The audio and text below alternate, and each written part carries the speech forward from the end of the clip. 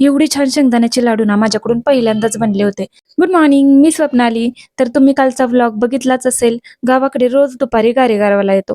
मग मी पप्पासाठी कुल्फी आणि माझ्यासाठी गारेगार घेतलं होतं. कारण मला बघायचं होतं लहानपणी जशी टेस्ट होती ना तशीच आत्ता पण टेस्ट आहे का त्याला. पण टेस्ट तर अजिबातच नव्हती. तेव्हा जी टेस्ट असायची ना ती अजून पण जिभेवर आहे माझ्या. मग काल मी आणि मम्मी चाललो होतो चटणीचा बाजार आणायला दुकानात.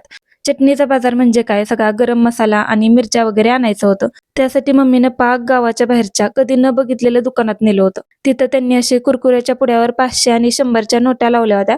मी त्यांना विचारलं तर बोलले ऑफर आहे, 10 रुपयाचे कुरकुरे खरेदी करा आणि 500 रुपये जिंका. मला माहितीये माझा ह्युमर फक्त स्टोरीत आणि जवळचे फ्रेंड्स समोर असल्यावरच निघतो. पण तरी पण ट्राय केला मी जोक करायचा.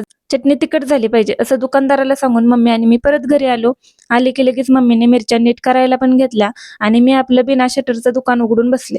पण जेवण करून कामाला बसल्यामुळं खूपच झोप येत होती आणि मग इव्हिनिंगला मी बनवले होते शेंगदाणे आणि तिळाचे लाडू.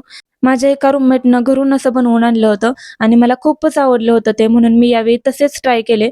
थोडंच केलतं जमतायत की नाही म्हणून, पण मस्त झाले होते.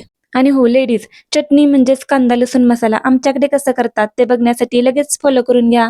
Bye bye.